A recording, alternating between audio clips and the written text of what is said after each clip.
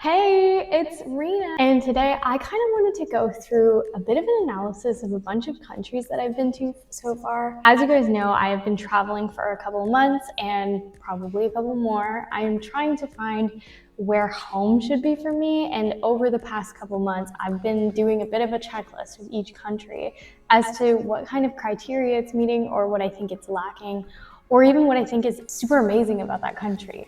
And I thought it would be really cool to share it with you. So in this video, we're actually going to be talking about Colombia first, because that is one of the first places that I went to and definitely had a big impact on me. So how I like to rank each country is based on the criteria of three different things. Number one is the quality of life, and does it match the cost of living? Is the beauty of the place? Number three is the community and social aspect of the area. Without further ado, let's just dive into it. So for Colombia, I was actually staying in the El Poblado area. For those who aren't familiar, there are a couple areas that are popular in Colombia. I was in the Medellin area, and within that, there's a tiny area called El Poblado. This is particularly where the nightlife is happening, where young couples are, I guess maybe younger entrepreneurs. And that's kind of the area I picked. Granted, I was a bit in a dodgy area, but that's okay when you walk like 7 minutes outside of that. So let's first talk about the quality of life, matching the pricing. Amazing, stellar, phenomenal pricing. I would literally go every day and get a meal for like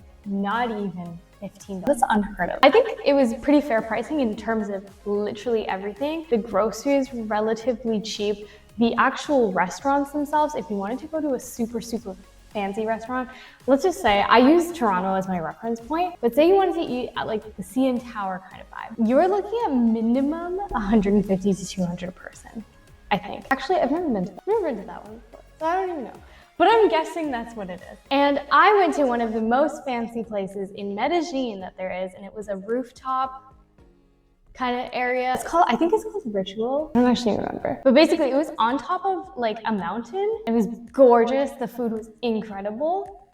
And I got so much stuff, and the price for it was less than $50 Canadian, and that's incredible. And I even got drinks with it. So I would 100% say that the quality of life in Colombia matches to the cost of living there. And also, if you are curious about safety and that sort, I totally understand. I would say that the Medellin area, specifically El Poblado, is safe, incredibly safe. Maybe I looked broke, so no one wanted to rob me, but I didn't find any issues with that. Anything people would approach you, they definitely would do that, but it wasn't bad. Like when you said no, they kind of just walked away. However, there are areas in Medellin I would steer clear of. Centro in particular. I went there for one day and it was in and out. It was like, as I was driving in, I was like, I need to get the hell out. It's just way too packed for my liking, and it reminded me of Young Dundas Square on like crack.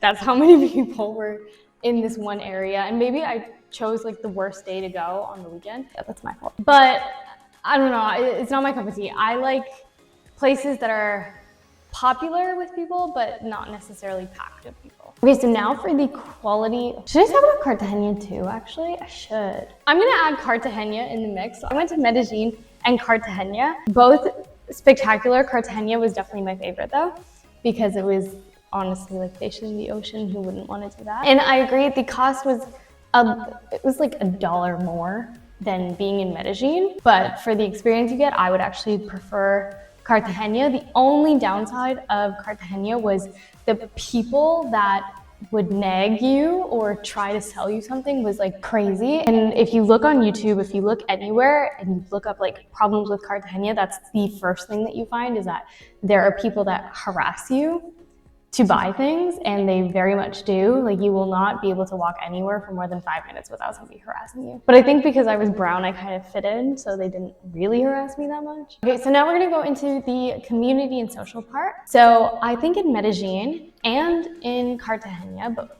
more so in Medellin, there is an intensely big society of young entrepreneurs and people that are going into that country to try to create a life. There are so many young families that are there, so many like young girls and guys that I saw. The gyms are packed and everyone is freaking beautiful. The women are beautiful and their body yada yada goals, and I was getting so like insecure about myself towards the end of my trip because I was like, oh my god, I need to look a certain way. Girls are wearing makeup in the gym, guys are like dressed to the nines and they're all buff.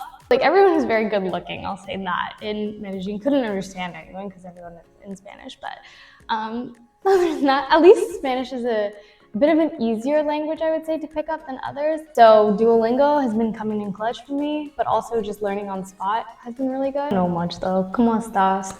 I don't even think I said that right. In terms of which area though of Colombia has the better social scene between Cartagena and Medellin, I would actually give that one to Medellin. So in terms of the quality of life right now, matching the cost of living, we're gonna give that one to Medellin. And in terms of social, we're gonna give that one to Medellin as well. So that one's in the lead. Okay, so the last part is the beauty. This is the beauty of people or of the place.